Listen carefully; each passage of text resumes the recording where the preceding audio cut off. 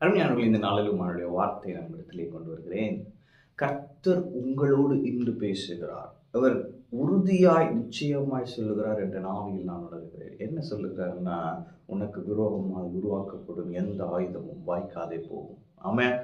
வசனம் பாருங்க, ஏசாயா 54:17. உனக்கு விரோதமாய் உருவாக்கப்படும் எந்த ஆயுதமும் வாய்க்காதே போகும்.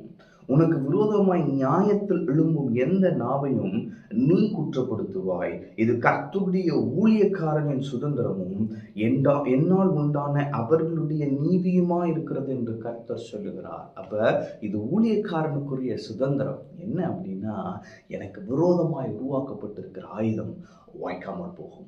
ஒருவேளை இன்னைக்கு நான் சொல்றேன், உங்களுக்கு விரோதமாய் சில ஆயுதங்கள் உருவாக்கப்பட்டிருக்கலாம். சில திட்டங்களை தீட்டி உங்களை கவிழ்க்க சில எண்ணங்கள் கிரியை செய்து கொண்டிருக்கலாம். சில யோசனைகள் கிரியை செய்து கொண்டிருக்கலாம். நான் சொல்லுகிறேன், உங்களுக்கு விரோதமாய் யார் எழும்பினாலும் நீங்க கவலைப்பட தேவையில்லை. பிரதர், கூட பிறந்தவங்களே எனக்கு எதிராக நிற்கிறாங்க, கவலை இல்லை. பிரதர், என் நண்பன் இத்தனை வருடம் அவன் எனக்கு விரோதமாக இருக்கிறான், பிரச்சனை இல்லை. பிரதர், என் கம்பெனியில் என்ன சுற்றி இருக்கிறவங்க எல்லாம் எனக்கு விரோதமாக இருக்கிறாங்க. பிரதர், எங்கள் பக்கத்து வீட்டுக்காரவங்க எங்களுக்கு விரோதமாக. நான் சொல்கிறேன், யார் உங்களுக்கு விரோதமாக இருந்தாலும் சரி, உங்களுக்கு விரோதமாக எப்படிப்பட்ட ஆயுதங்கள் உருவாகினாலும் சரி, அது ஒரு லெட்டர் உங்களுக்கு விரோதமாக ஒரு கடிதத்தை எழுதி கொடுத்து கம்ப்ளைண்ட் ரைஸ் பண்ணியிருந்தாலும் சரி, அல்லது உங்களுக்கு விரோதமாக வேறு ஏதாவது ஜட்ஜ்மெண்டல் அப்படி வந்தாலும் சரி, நான் சொல்லுகிறேன், கர்த்தர் என்று உங்களோடு இருக்கிறார். ஊழியக்காரனுடைய சுதந்திரம் என்னால் உண்டாகும் அவர்களுடைய நீதியுமாயிருக்கிறது. அப்ப கர்த்தர் இன்று உங்களுக்கு நீதி செய்வார்.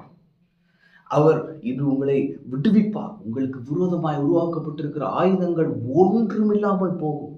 உங்களுக்கு விரோதமாய் சில திட்டங்களை தீட்டியிருக்கிறார்களே, நான் சொல்லுகிறேன், அது வாய்க்காமல் போகும். உங்களுக்கு விரோதமாய் சில சதிமோசங்கள், நான் சொல்லுகிறேன், வாய்க்காமல் போகும். உங்களுக்கு விரோதமாய் சில கண்ணிகளை வைத்திருக்கிறார்கள், நீங்கள் கீழே விழும்படியாய், நான் சொல்லுகிறேன், அவைகள் வாய்க்காமல் போகும். யோசிச்சு பாருங்க, தெரியாம ஒரு பாம் அப்படி மிதிச்சிடும், எடுத்தா விடிச்சிரும். அப்படிப்பட்ட நேரத்தில் நம்ம எடுக்கிறப்ப ஒன்றுமே செய்யலைன்னா அதுதான் வாய்க்காமல் போகும். ஆமென். பிசாசு உங்களை கவிழ்க்க என்னென்ன சதி வைத்திருந்தாலும் நான் சொல்லுகிறேன், உங்களுக்கு விரோதமாய் உருவாக்கப்படும் அது எந்தன்ற இடத்துல எல்லா விதமான ஆயுதமும், அது கடனாக இருக்கலாம், அவங்களை கவிழ்க்க நினைக்கிற, அவங்க நற்பேரை கெடுக்க நினைக்கிற காரியங்களாக இருக்கலாம், அல்லது உங்களுக்கு தலைவினியை கொண்டு வருகிற காரியங்களாக இருக்கலாம். எப்படிப்பட்ட காரியமாக இருந்தாலும் நான் சொல்லுகிறேன், தேவன் உங்களோடு இருக்கிறார். தேவன் உங்களோடு இருக்கிறபடியால் உங்களுக்கு விரோதமாய் உருவாக்கப்பட்டிருக்கிற, உங்களுக்கு விரோதமாய் உருவாக்கப்படுகிற, உங்களுக்கு விரோதமாய் உருவாக்கப்பட போகிற எந்த ஆயுதமும் வாய்க்காமல் போதும். அது எஃபெக்டிவா இருக்கவே இருக்காது. துப்பாக்கிக்கு சுட நினைச்சாலும் அந்த துப்பாக்கியில் இருக்க குண்டு வராம போயிடும்.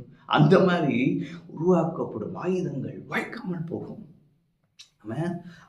புதுசா பிரச்சனையை கொண்டு வர பிசாசு ரெடியா இருக்கான். ஆனா நான் சொல்றேன், கர்த்தர் சொல்ற வார்த்தை, உங்களுக்கு விரோதமாய் உருவாக்கப்படும் எந்த ஆயுதமும் வாய்க்காமல் போகும்.